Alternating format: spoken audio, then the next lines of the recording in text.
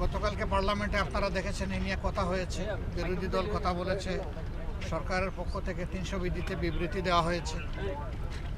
আমরা এর গুরুত্ব অনুধাবন করে যারা কষ্টে আছেন বিভিন্ন মানুষের অবস্থা দেখার জন্য, তাদের পাশে দাঁড়ানোর জন্য এবং সরজমিনে দেখে গিয়ে আমাদের করণীয়, সরকারের করণীয় সম্পর্কে আমাদের পক্ষ থেকে দাবি উত্থাপনের জন্য মূলত আমরা এখানে এসেছি। তা আমি সর্বপ্রথম সেই সমস্ত মানুষদের প্রতি সহানুভূতি জ্ঞাপন করছি এবং তাদের আত্মার মাগফিরাত কামনা করছি, যে সম্প্রতি বন্যায় যারা নিহত হয়েছেন পাহাড় ধসের কারণে বা বিভিন্ন কারণে। বিশেষভাবে আমরা খুবই উদ্বিগ্ন। চট্টগ্রাম মহানগরী হচ্ছে বাংলাদেশের বাণিজ্যিক রাজধানী, কিন্তু একটু বর্ষা নেমে আসলেই পুরা চট্টগ্রাম মহানগরীতে দুর্ভোগ দেখা দেয়। নালা নর্দমা উপচে পড়ে বিভিন্ন ধরনের অসুবিধার কারণে 2-1টা মৃত্যুর ঘটনাও গতবার ঘটেছে। তো এইসব নিয়েই সরকারের দায়িত্ব মূলত এগুলো সমাধান করা, কিন্তু বিরোধী দল হিসাবেও আমাদের দায়িত্ব আছে বিষয়গুলো সরকারকে ধরে দেওয়া এবং জনগণের হয়ে দাবি আদায় করা, কাজ করা। আমাদের আজকের আশাটা অনেকটা সেরকম।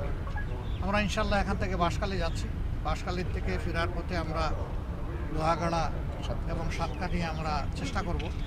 এরপরে শহরেরও কিছু জায়গায় আমরা যাব, দেখব, আপনাদের অবস্থা দেখে আপনাদের পক্ষ থেকে আপনাদের হয়ে আমরা যাতে কাজ করতে পারি সেই চেষ্টা করব। তাছাড়াও আমাদের পক্ষ থেকে আমাদের সীমিত সামর্থ্য অনুযায়ী আমরা এই বিপন্ন মানুষের পাশে দাঁড়াবো।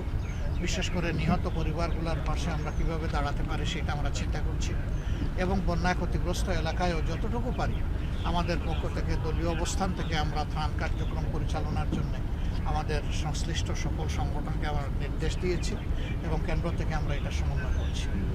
দেশের 4টা বিভাগে মূলত এই সমস্যা দেখা দিয়েছে: চট্টগ্রাম বিভাগ, সিলেট বিভাগ, রংপুর বিভাগ এবং ময়মনসিংহ। আর বাকি বিভাগগুলো অতটা ভালনারেবল না, কিন্তু এই 4টা বিভাগের অবস্থা ক্রমান্বয়ে খারাপের দিকে যাচ্ছে।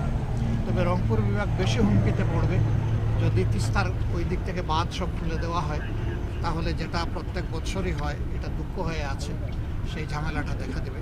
এই জন্যে আপনারা জানেন যে ইতিমধ্যে তিস্তা মহাপরিকল্পনা বাস্তবায়ন আমাদের পক্ষ থেকে জোরালো দাবি উত্থাপন করা হয়েছে এবং সরকারের পক্ষ থেকে এই ব্যাপারে অঙ্গীকার ব্যক্ত করা হয়েছে। আমরা এখন সেই অঙ্গীকার বাস্তবায়নের অপেক্ষায় আছি। আমরা জানি প্রজেক্টটা অনেক বড়, সময় লাগবে, কিন্তু আন্তরিকভাবে কাজটা শুরু হোক, দৃশ্যমানভাবে জনগণ এটা দেখতে চায়। তো আপনাদের সবাইকে কষ্ট করে এখানে আসার জন্য ধন্যবাদ। আমরা সারাদিন আজকে আপনাদের সাথেই থাকছি, রাত্রে ইনশাল্লাহ আমরা ঢাকায় ফিরে যাব।